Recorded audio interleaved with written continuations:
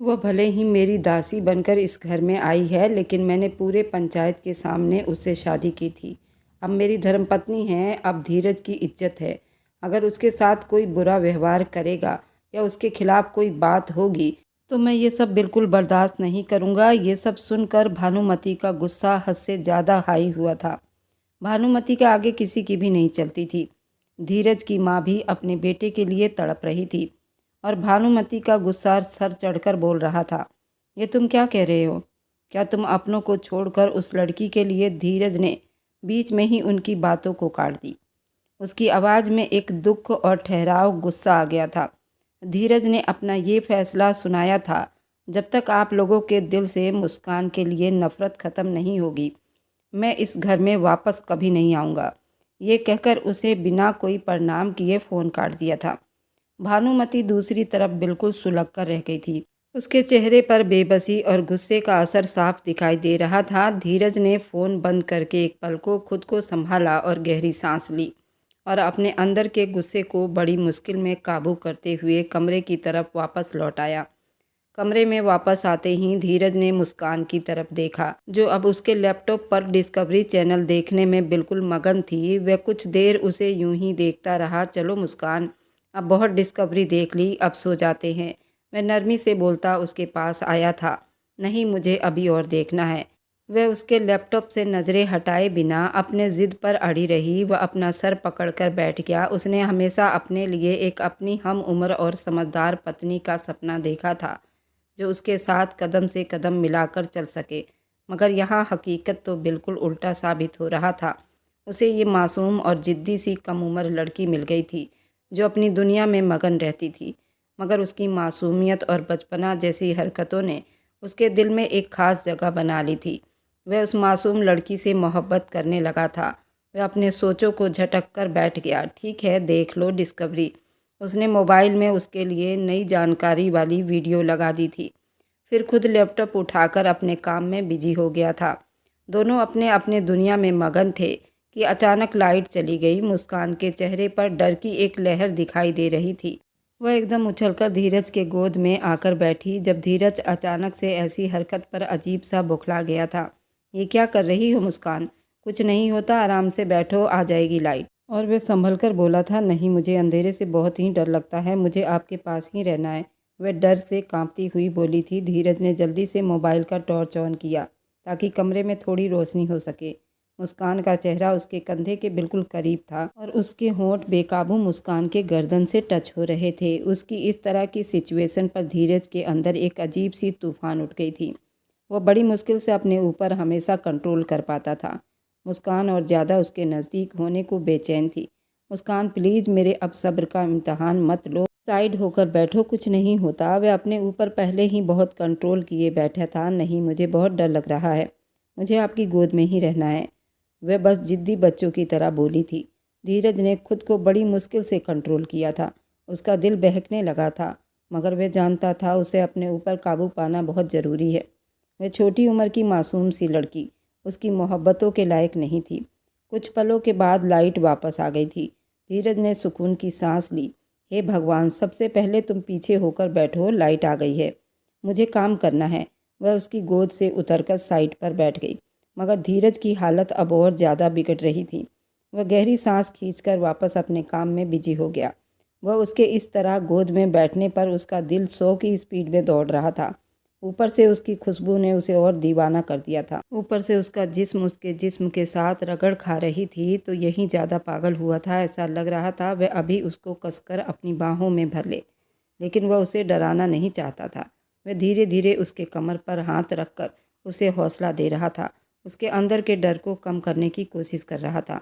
लेकिन धीरज के अंदर तूफान मच रहा था। आज वह अपने ऑफिस में बैठा काम में बिजी था। उसका ध्यान पूरा अब भटक चुका था, जब अचानक दरवाज़ा खुला और उसके दादा अंदर दाखिल हुए थे। उन्हें देखकर धीरज चौंक गया और जल्दी से उनका पैर छूने लगा। दादाजी, आप प्लीज़ बैठ जाओ। वह उनके तरफ बढ़ा था। दादा और उसके चाचा दोनों ही बिल्कुल चुप से उसके सोफे पर बैठ गए। धीरज ने उनके लिए पानी मंगवा कर दिया, वापस आकर बैठ गया। चाचा की गहरी नज़रें और दादा की चुप्पी उसे बेचैन कर रही थी। धीरज, ये क्या कर रहे हो तुम? एक लड़की के लिए हम सबको छोड़ दोगे? उसके चाचा ने बात शुरू की थी। दादा, वह लड़की सिर्फ लड़की नहीं, वो मेरी पत्नी है, मेरी इज्जत भी है। वो मजबूत शब्दों में बोला था। मत कहो कि वह तुम्हारी पत्नी है, वह तो सिर्फ एक दासी के तौर पर तुम्हारे घर आई थी। उसके पिता ने तुम्हारे बड़े पापा का कत्ल किया था, ये भूल गए हो क्या? दादा ने बड़ी गुस्से से ज़मीन पर पैर रखकर गुस्से वाली अंदाज में कहा था। धीरज का चेहरा एक पल के लिए बिल्कुल सुन्न हुआ था। दादाजी, मैं कुछ नहीं भूला हूँ। बड़े पापा ने भी उनके साथ बहुत बुरा किया था, उनकी विधवा बहन को अपनी हवस का निशाना बनाया था। अब बड़े पापा का बदला पूरा हो चुका है, वे अपने अंजाम तक पहुँच चुके हैं। लेकिन आपने उसके बाद भी उनके घर की इज्जत को दासी बनाया, क्योंकि आप पावर में हो और वे लोग गरीब हैं। मुझे वह सारी बातें याद हैं, हर बात, हर ज़ख्म, और ये भी याद है कि वो मासूम लड़की कातिल नहीं है, उसके पिता ने कत्ल किया है। अच्छी तरह से जानता हूँ। मैं हमेशा उस दासी के बदले की आग में दासी वाले रस्म के खिलाफ था। मैंने आप सबको पहले भी कहा था कि मुझसे ऐसी उम्मीद मत रखना कि मैं उस रस्म को निभाऊंगा, मगर फिर भी आप लोगों ने मेरे साथ ज़बरदस्ती की और फिर मेरी शादी उस छोटी सी मासूम लड़की से करवा दी। अब जब ये सब आप लोगों की मर्ज़ी से हुआ है तो अब मेरे फैसलों के साथ भी चलना पड़ेगा आप लोगों को, वरना ये बिजनेस यहीं सब कुछ छोड़ दूंगा। उसके सख्त शब्दों ने ऑफिस के हवाओं को बिल्कुल चुप करवा दिया था। वह धीरज, जो हमेशा उनकी इज्जत किया करता, उनके आगे कुछ नहीं बोलता, आज उन्हें यूं खरी खोटी सुना रहा था। दादाजी को विश्वास नहीं हो रहा था कि ये वही धीरज है। उसके दादा थोड़ी देर के लिए चुप हो गए थे। देखो बेटा, गुस्से में फैसला इस तरह के नहीं लिए जाते, हमें सोचना पड़ेगा। ठीक है, तुम्हारी बात सुन ली मैंने, लेकिन मुस्कान और तुम हवेली वापस आ जाओ। वह बड़ी विश्वास दिला रहे थे। नहीं दादाजी, मैं और ज़्यादा उस पर जुल्म होते नहीं देख पाऊँगा, और सिर्फ वह छोटी सी मासूम सी बच्ची है। आप लोगों ने उसकी उम्र का भी ख्याल नहीं किया था, उसे अपनी नफ़रतों का निशाना बना डाला। कम से कम उसके बड़े होने का इंतज़ार तो कर लेते, फिर नफ़रत कर लेते। अभी वह शादी का मतलब भी नहीं जानती और नफ़रतों का मतलब भी नहीं जानती, और आप सब ने उस पर इतने जुल्म के पहाड़ तोड़ दिए थे। भानुमति को किसी ने भी कुछ नहीं कहा और वह उस पर जुल्म के पहाड़ तोड़ती रही, मगर अब नहीं, जब तक मैं ज़िंदा हूँ उस पर एक आँच भी नहीं आने दूंगा। उसकी आवाज़ में अब बहुत ज़्यादा कड़वाहट आ गई थी, जो दादाजी और उसके चाचा को चुप करा गई थी। बेटा, हम तुम्हारी बात को समझते हैं, हम कोई हल निकाल लेंगे, मगर तुम हवेली वापस आ जाओ। उसके चाचा ने भी उसको समझाना चाहा था। जब आप लोग कोई हल निकाल लोगे और मुस्कान के साथ इंसाफ करोगे, तभी मैं वापस आ पाऊँगा, इससे पहले नहीं। उसने दो टुक जवाब दिया था। दादाजी और उसके चाचा एक दूसरे की तरफ बेबसी से देखने लगे। ठीक है बेटा, जैसा तुम अच्छा समझोगे। दादाजी और फिर उसके चाचा धीरे कदमों से ऑफिस से बाहर निकल गए। वह एक गहरी सांस लेकर कुर्सी पर खुद को गिरा गए थे। उनके दिल में दुख और गुस्सा दोनों उमड़ गया था, मगर उसने फैसला कर लिया था कि अब उस मासूम के अधिकार के लिए उसे आवाज़ उठाना ही होगा। वह ऑफिस से थका हारा वापस आया था, और जब दरवाज़ा खोलकर अपने कमरे में दाखिल हुआ तो उसकी नज़रें मुस्कान पर टिक गई, जो पर्पल कलर की साड़ी पहने हुए थी और बला की खूबसूरत लग रही थी। वो मासूमियत से भरी हुई थी, बेहद खूबसूरत लग रही थी। वह एक पल के लिए चुपचाप खड़ा रह गया, जैसे उसकी आंखों के सामने कोई हसीन सपना आ गया हो। वह एक कदम चलते चलते उसके पास पहुंचा और बेकाबू उससे पूछ बैठा, तुम्हारे पीछे ये क्या लगा हुआ है? वह एकदम घबरा गई थी। उसने अपना साड़ी डर से नीचे छोड़ दिया था, क्योंकि उसका कपड़ा पूरा ख़राब हो चुका था। उसका पेटीकोट भी पूरा लाल हो चुका था। उसको पीरियड्स आया हुआ था। धीरज भी देखकर घबरा गया था, लेकिन वह तुरंत ही समझ गया था। उसने कहा, मुस्कान, तुम्हारे कपड़े ख़राब हो रहे हैं, तुम्हें पता नहीं चला? तुम जाकर अपने कपड़ों को संभालो। मुस्कान तो शर्म से लाल हुई थी। उसने तुरंत साड़ी को संभालते बाथरूम की तरफ चल पड़ी थी। उसको पीरियड तो 1 साल पहले से आ रहा था, लेकिन आज धीरज के सामने वह शर्म से लाल हुई थी। आज धीरज ने उसको पूरा खुलेआम देख लिया था। वह बाथरूम में बंद हुई। धीरज ने बाहर से आवाज़ लगाया, मुस्कान, तुम ठीक हो? मुस्कान ने कहा, मेरे पास अंदर पहनने के लिए कपड़े नहीं।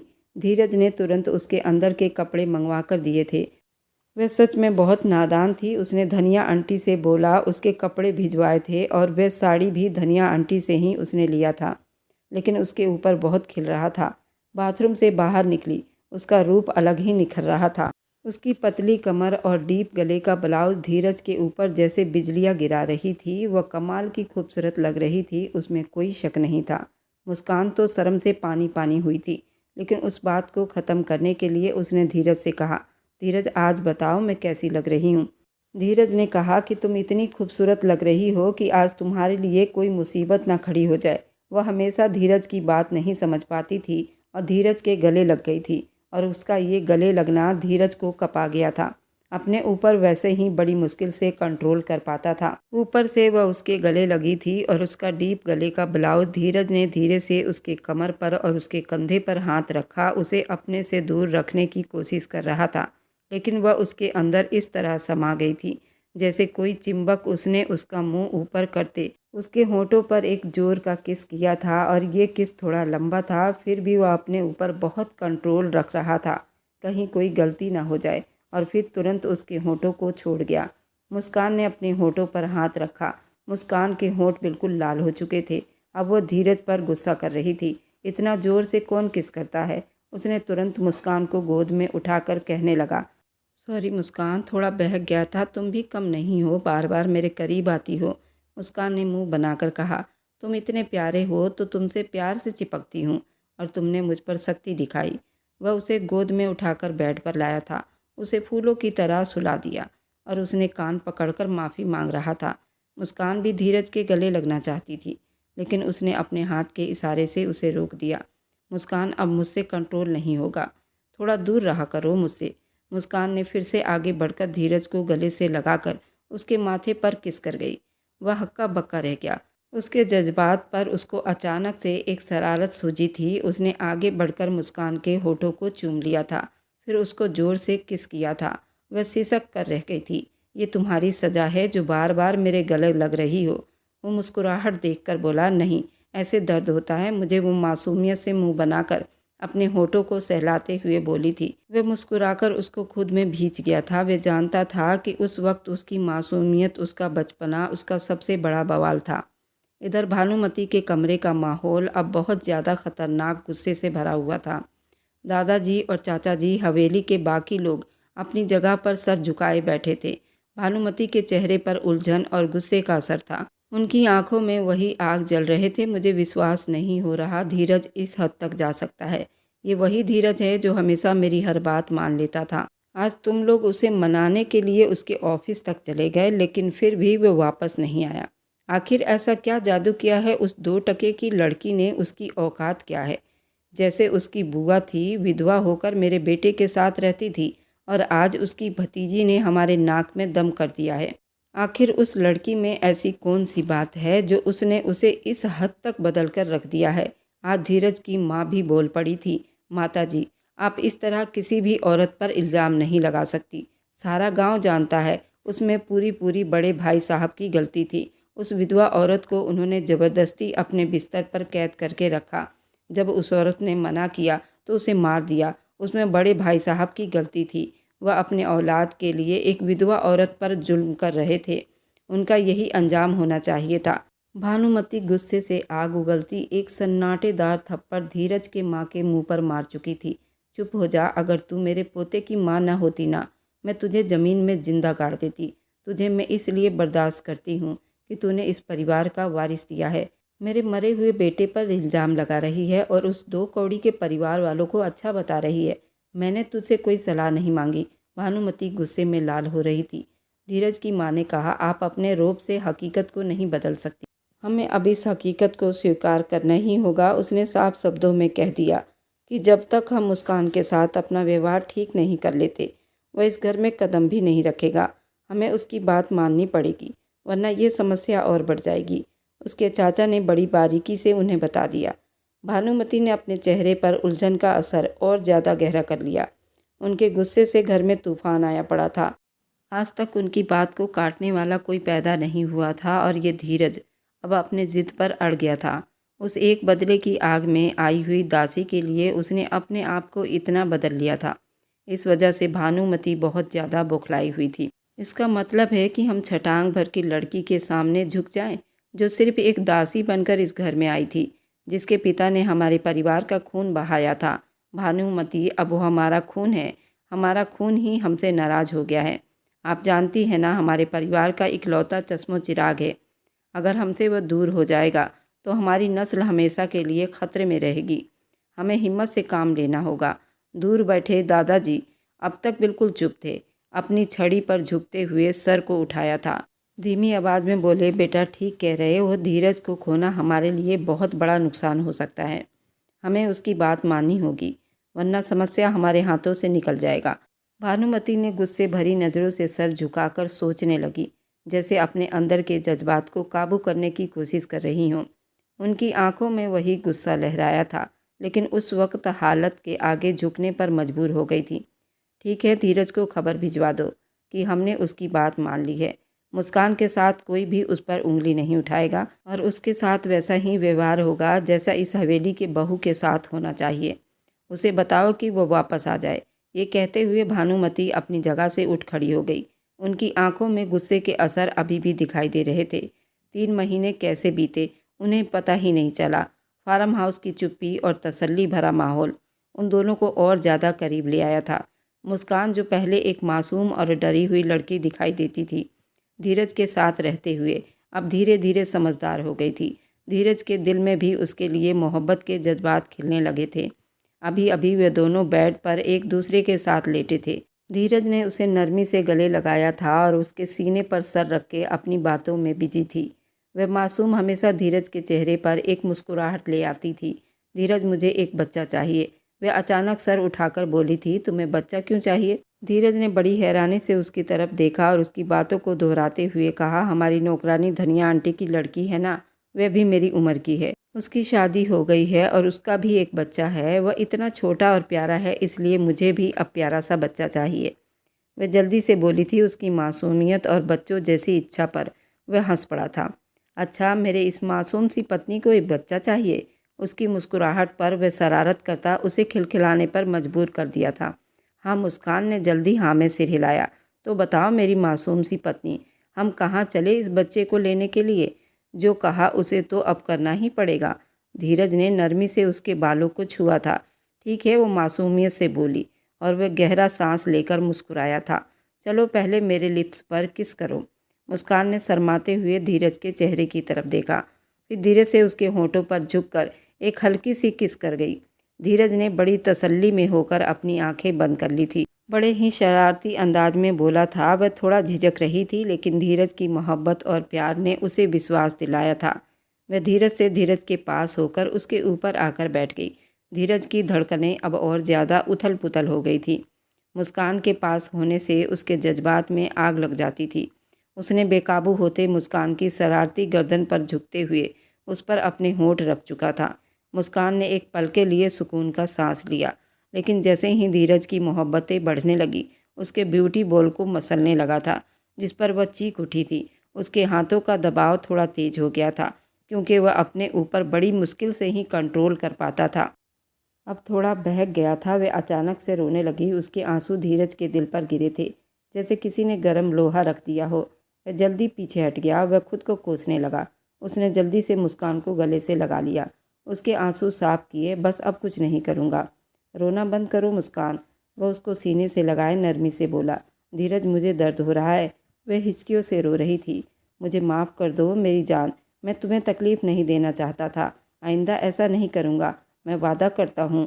धीरज ने उसके माथे पर किस किया, अपनी आवाज़ को भरपूर नरमी देते हुए कहा, तो वह उसके साथ फिर से लेट गई थी। धीरे धीरे उसने उसे संभाल लिया, अपने पास कर लिया। उसे सुकून देने के लिए उसके बालों में हाथ फेरने लगा। उसकी आंखों से आंसू थम नहीं रहे थे, लेकिन धीरज की मोहब्बत ने उसे चुप करवा दिया था। अब अपने सुलगती जज्बात को संभालने की कोशिश कर रहा था, जो उस मासूम की मोहब्बत के लिए मचल रहा था। अब अपने कमरे में अलमारी से कपड़े निकालकर ऑफिस जाने के लिए तैयार हो रहा था। सूरज की हल्की रोशनी खिड़की के कमरे से बिखर गई थी। मुस्कान बेड पर बैठी हुई थी। उसकी नज़रें धीरज पर जमी हुई थी, जो ब्लैक शर्ट पहने हुए बहुत ही ज़्यादा हैंडसम लग रहा था। अचानक उसके फ़ोन की घंटी बजी। उसने फ़ोन उठाया। स्क्रीन पर दादाजी का नाम लिखा देखा। जी दादाजी, सब ठीक तो है ना? उसने फ़ोन कान से लगाया था। दूसरी तरफ से चाचा की गहरी और सुकून भरी आवाज़ सुनाई दी थी। धीरज बेटा, हम सब ने फैसला किया है कि तुम्हें और मुस्कान को अब किसी तरह की ज़बरदस्ती का सामना नहीं करना पड़ेगा। भानुमति ने मुस्कान को अपनी बहू स्वीकार करने के लिए कहा है। हम सब उसे अपना चुके हैं। तुम दोनों अब वापस आ जाओ। उनकी बात सुनकर धीरज के हाथ पल भर को रुक गए थे। ये सब अचानक कैसे हुआ? भानुमति कैसे मान गई? वह हैरान हुआ था। हाँ बेटा, ये सब तुम्हारी जिद और मुस्कान के लिए, तुम्हारी मोहब्बत को देखकर सबने यही फैसला किया है। हमें एहसास हो गया है कि मुस्कान हमारी बहू है, उसे वैसा ही मुकाम मिलना चाहिए। अब कोई समस्या नहीं होगी। धीरज ने गहरी सांस ली, कुछ पल के लिए चुप रहा। ठीक है दादाजी, मैं कुछ दिनों के अंदर मुस्कान के साथ हवेली वापस आ जाऊंगा। कुछ देर चुप रहकर बोला था, यही ठीक होगा बेटा, हम तुम्हारा इंतजार करेंगे। फ़ोन बंद करते ही धीरज ने कुछ सोचते हुए एक नज़र मुस्कान पर डाली, जो चुप से उसे ही देखे जा रही थी। दादाजी का फ़ोन था। वे चाहते कि हम दोनों हवेली वापस चलें। सबने तुम्हें अपना लिया है। सच में मुझे स्वीकार कर लिया गया है? उसने बड़ी हैरान और चुप्पी के मिले जुले असर दिखाए थे। हाँ, सबने तुम्हें स्वीकार कर लिया है मुस्कान, अब तुम्हें कोई परेशानी नहीं होगी। वह मुस्कुराकर बोला था। मुस्कान ने धीरे से सर हिलाया। उसकी आंखों में एक उदासी की लहर दिखाई दे रही थी। धीरज ने नरमी से उसके पास जाकर उसके सीने में मुंह छुपा लिया। अब बस तुम्हें थोड़ा इंतजार करना होगा, हम जल्दी वापस चलेंगे। उसने चुप से हाँ में सिर हिला दिया था और वह अपने काम की तैयारी में दोबारा बिजी हो गया। उसके चेहरे पर अब सुकून और खुशी के असर दिखाई दे रहे थे। वह भी अपनों से मिलने के लिए बेताब था। दोपहर का टाइम था। हवेली के दरवाजे पर बहुत भीड़ थी। नौकरानियां हाथों में गुलाब के फूल लिए लाइन में खड़ी थी। हवेली के बड़े दरवाजों को बड़ी फूलों से सजाया गया था। दरवाजे के आसपास दादाजी, चाचा जी, धीरज की माँ, उसकी चाची, हवेली के सभी एक लाइन से खड़े थे। हवेली के बड़े बुजुर्ग खड़े थे, जिनके चेहरे पर मुस्कुराहट दिखाई दे रही थी। सबको मालूम था आज 3 महीने के बाद मुस्कान और धीरज वापस आ रहे हैं। ये पल उनके लिए खुशियों का पल था। जैसे ही गाड़ी दरवाजे पर आकर रुकी, धीरज ने गाड़ी का दरवाज़ा खोला और बाहर निकला। वह नीले रंग के कोट पैंट में बहुत ही ज़्यादा हैंडसम लग रहा था। मुस्कान धीरे से बाहर निकली, जो मैरून कलर के बनारसी साड़ी पहनी हुई थी। धीरज की माँ ने उन लोगों का बड़ी जोरदार स्वागत किया था। दरवाजे से लेकर अंदर तक फूल ही फूल सजाए गए थे और मुस्कान का और धीरज का गृह प्रवेश करवाया गया था। जो शादी में रस्म बाकी रह गए थे, वे सारे रस्म पूरे किए गए थे। हवेली के माहौल खुशबू और खुशियों में बदला हुआ था। दादाजी ने आगे बढ़कर धीरज को गले से लगाया था। उनकी आंखों में खुशी के लहर दिखाई दे रहे थे। बेटा, तुम्हारे वापस आने से हवेली में 4 चांद लग गई है। दादाजी के जज्बात भावुक हुए थे। आपका आशीर्वाद चाहिए दादाजी, मुझे और कुछ नहीं चाहिए। धीरज ने नरमी से दादाजी के पैर छुए थे और उन्हें बड़ी देर तक दबाया था। उनके बाद भानुमति ने आगे बढ़कर उन दोनों को बहुत आशीर्वाद दिया था। उनको दुलारा। मेरे बच्चे, तुम्हारे बिना ये घर सूना लग रहा था। भानुमति ने मुस्कुराते हुए धीरज को गले से लगाया था। मुस्कान के चेहरे पर एक खुशी की लहर दिखाई दे रही थी। उसने भी झुककर भानुमति के पैर काफ़ी देर तक दबाए थे। भानुमति का ढेर सारा आशीर्वाद लिया था। वह बच्चों की तरह मुस्कुराते हुए सबका आशीर्वाद ले रही थी। उसके आंखों में खुशी के चमक दिखाई दे रहे थे। हवेली के अंदर दाखिल होते ही नौकरानी ने रास्ते में फूल बिछा रखे थे और हर तरफ मोहब्बत का माहौल था। मुस्कान धीरज के पीछे चलते हुए कभी हवेली को देखती, कभी लोगों की मोहब्बत भरी मुस्कुराहट को। उसने अपने सासू माँ के पैर बड़ी देर तक दबाए थे। उसकी सासू माँ ने उसे ढेरों आशीर्वाद दिए थे और मुस्कान को और धीरज को अपने गले से लगा लिया था और उन्हें चूमती रही। वह दिल ही दिल में भगवान से प्रार्थना कर रही थी, ये खुशियाँ हमेशा इसी तरह इस घर में बरसती रहे। उसे घर के सभी बड़े बूढ़े डाइनिंग टेबल पर जमा हुए। खाने की मेज रंग बिरंगे खानों से सजी हुई थी। सबने हंसी मजाक के बीच खाना खाया था। मुस्कान हर किसी के साथ बड़ी प्यार से मिल रही थी, सबके पैर छू रही थी और धीरज उसे देखकर दिल ही दिल में खुश हो रहा था कि उसका फैसला ठीक साबित हुआ था। खाना बड़ी तसल्ली में खाया गया था। उनको हवेली आए अब 2 महीने बीत चुके थे। सबका व्यवहार मुस्कान के साथ बदल गया था। वह तितलियों की तरह पूरी हवेली में उड़ती फिर रही थी। अब कोई रोक टोक नहीं थी। सबसे ज़्यादा धीरज की माँ उसे अपनी बेटी की तरह चाहने लगी थी। भानुमति भी अब अपना दिल उसके तरफ से साफ कर बैठी थी, क्योंकि वह अपने इकलौते होनहार पोते को किसी भी कीमत पर खोना नहीं चाहती थी। वैसे भानुमति के 3 बेटे थे। सबसे बड़ा बेटा बहुत ज़्यादा निकम्मा था और नशा और शराब में डूबा रहता था। औरतों की जरा भी इज्जत नहीं करता था। भानुमति की कोई बेटी नहीं थी, लेकिन पोतियों से उसका घर भरा पड़ा था। धीरज के खुद के 2 बहनें थीं और उसके चाचा की भी 2 बहनें थीं। उसके बड़े पापा की 4 बेटियां थीं। उसके बड़े पापा की बेटियां बहुत अच्छी पढ़ी लिखी थीं, सबकी शादी हो चुकी थी, लेकिन इतनी बूढ़ी उम्र में भी उसके बड़े पापा को एक बेटे की चाह थी। उसे लगता था कि अगर उसकी औलाद हो जाएगी तो उसकी हुकूमत चलेगी, लेकिन भगवान ने उसे कोई औलाद नहीं दी और वह बाहर की औरतों पर हमेशा बुरी नज़र रखता था, जिसकी वजह से वह अपने अंजाम तक पहुंच चुका था। उसके मरने का खासकर किसी को भी गम नहीं था, खुद उनकी पत्नी को भी गम नहीं था, बल्कि वे और ज़्यादा खुश हो गई थी, क्योंकि धीरज के बड़े पापा उसकी बड़ी माँ को कुछ नहीं समझते थे। आज वह ऑफिस से लौटा तो दादाजी ने उसको बुलाया था। वह चुप से उनके कमरे के दरवाजे पर आहट देकर अंदर दाखिल हुआ था। दादाजी अपनी आराम कुर्सी पर बैठे हुए थे। उनके चेहरे पर एक गंभीरता भरी हुई मुस्कुराहट थी। आओ बेटा बैठो, दादाजी ने मोहब्बत से कहा। वह उनके पास सोफे पर बैठ गया और बड़े प्यार से उनके पैर को छूकर कहने लगा, दादाजी आपने मुझे बुलाया था। दादाजी ने उसके सर पर हाथ फेर कर कहा, तुम मेरे इकलौते पोते हो, तुम पर पूरे घर की जिम्मेदारी है। इस वजह से मैं चाहता हूँ ये परिवार तुम्हारे दम से ही चल रहा है। तुम हमारे इकलौते वारिस हो। हम चाहते हैं ये नस्ल आगे बढ़े। तुम हमें पोते की खुशी दे दो। वो बहुत ही विश्वास के साथ आस लगाकर उससे बोले थे। धीरज उनकी आखिरी बात पर चौंक गया था। तुम्हारे हिसाब से तुम्हारी पत्नी उम्र बहुत कम है, तो मैं चाहता हूँ कि तुम दूसरी शादी कर लो और उससे अपना वंश चलाओ। और देखो, हमने तुम्हारी सारी बात को माना है, अब तुम हमारी इस बात को रद्द मत करना। अगर तुम चाहते हो कि मुस्कान से ही तुम्हारा वंश चले तो तुम मुस्कान के साथ अपना रिश्ता आगे बढ़ा सकते हो। देखो, इस शादी को 5 महीने बीत चुके हैं और मुझे मालूम है कि तुम उसे अभी तक मासूम समझते हो, और मेरा ख्याल जहाँ तक है कि वह अब बालिग हो चुकी है। तुम्हें मुस्कान के साथ अपना रिश्ता आगे बढ़ाना होगा, नहीं तो तुमको दूसरी शादी करनी पड़ेगी। और ये मेरा और भानुमति का और यहाँ तक कि सभी घर वालों का यही राय है। तुम मुझे साफ साफ बताओ, क्या तुम्हें दूसरी शादी करनी है या फिर मुस्कान के साथ अपना रिश्ता आगे बढ़ाना है। जैसे ही उसने अपनी नज़रों को पीछे उठाया था, मुस्कान भी उसके पीछे ही खड़ी थी। मुस्कान को दादाजी ने पहले ही सिखा दिया था कि धीरज के अंदर के छुपे राज को जानना होगा। आखिर क्यों वो मुस्कान के साथ अपना रिश्ता आगे नहीं बढ़ाता। मुस्कान भी दादाजी की बातों से डर गई थी और अंदर ही अंदर उसने एक मंसूबा तैयार किया था कि आज रात वो किसी भी हाल में धीरज को अपने और उसके रिश्ते को आगे बढ़ाएगी। अब वो बच्ची नहीं थी, पूरी 18 साल की हो चुकी थी, लेकिन उसका चेहरा हमेशा मासूमियत झलकता था, जैसे वह कोई छोटी बच्ची हो। मुस्कान भी धीरे धीरे धीरज की मोहब्बत में दीवानी हुई थी और वह भी यही चाहती थी कि धीरज के साथ अब वो अपना रिश्ता आगे बढ़ाएगी। और उसने पहले ही दादाजी से वादा किया था कि वे आज से ही अपना रिश्ता धीरज के साथ ठीक कर लेगी। अब वो एक समझदार बहू बनकर दिखाएगी और बहुत जल्द ही उनके संतान को भी पैदा करेगी।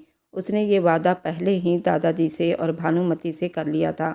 उसके बाद ही धीरज से बात हो रही थी, लेकिन धीरज को कुछ भी पता नहीं था।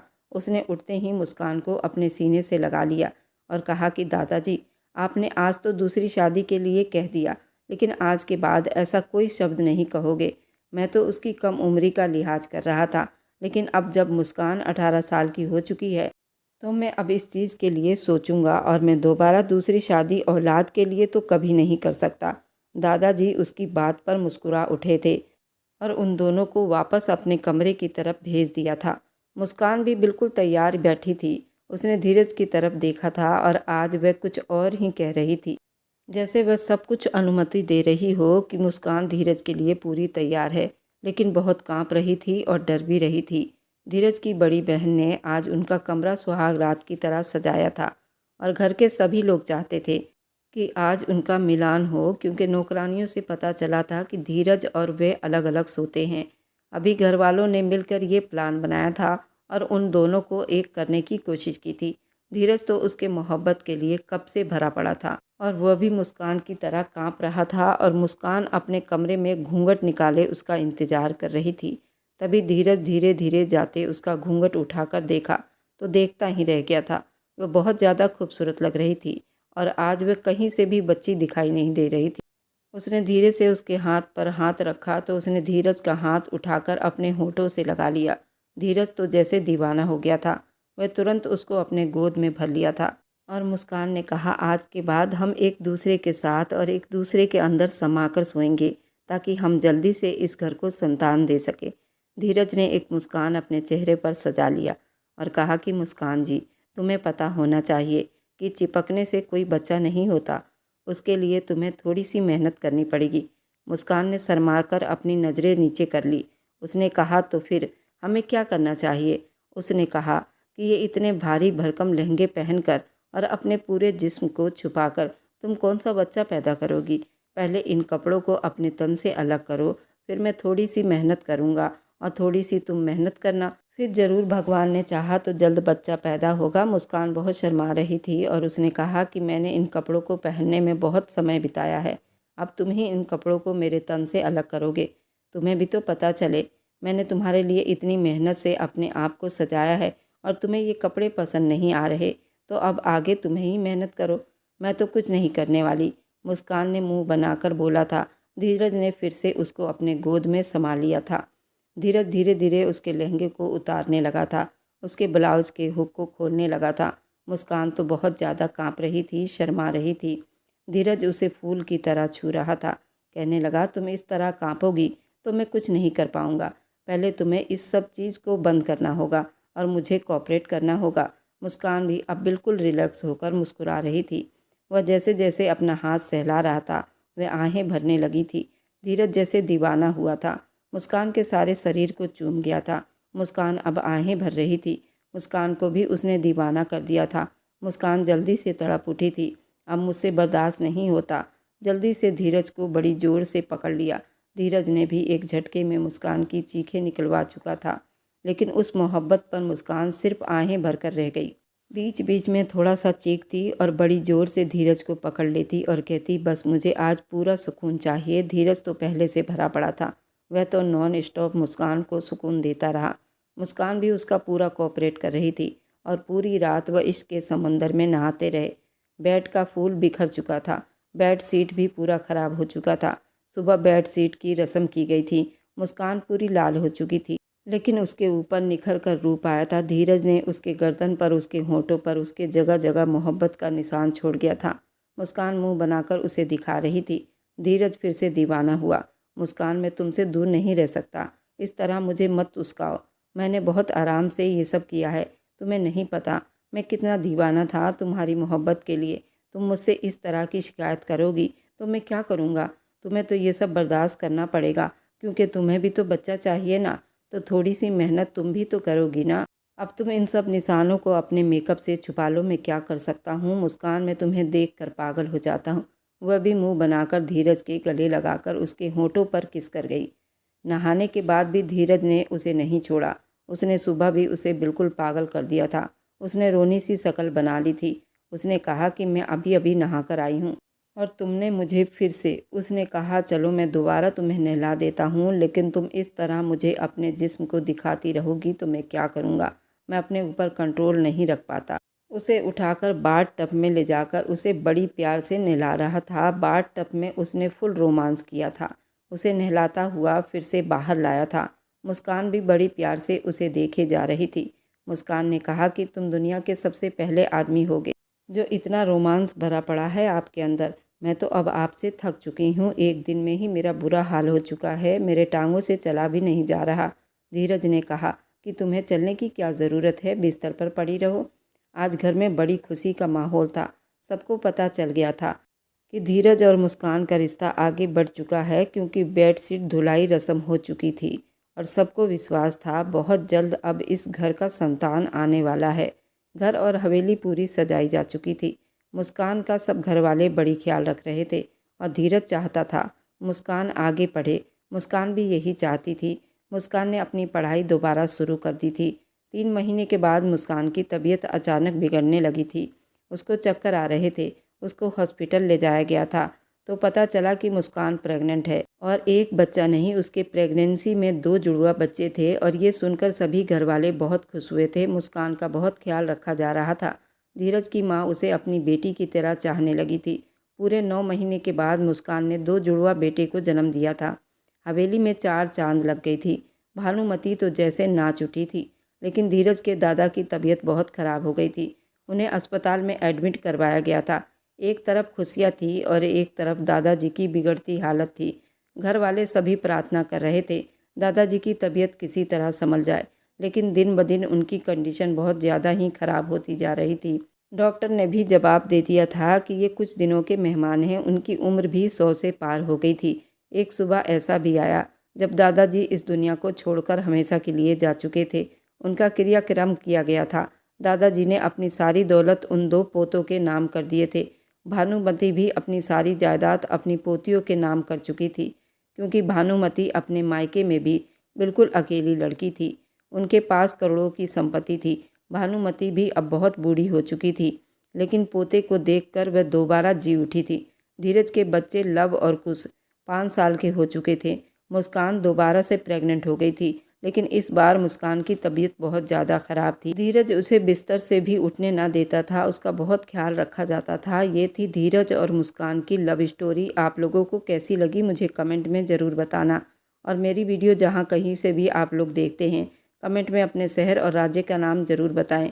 मुझे आप लोगों के कमेंट पढ़ने में बहुत आनंद आता है और उन सभी का मैं बहुत बहुत धन्यवाद करना चाहती हूँ जो लोग मेरी वीडियो को देखते हैं, लाइक करते हैं और शेयर करते हैं। अगर आपको आज की कहानी पसंद आई है तो वीडियो को ज़रूर लाइक कीजिएगा और अपने दोस्तों के साथ शेयर भी कीजिएगा। और हाँ, अगर आपने अभी तक हमारे चैनल को सब्सक्राइब नहीं किया है तो ज़रूर सब्सक्राइब कर लें। मिलते हैं हम अपनी कल की एक और नई दिलचस्प कहानी के साथ। मुझ पर सदा अपना प्यार और स्नेह बनाए रखें।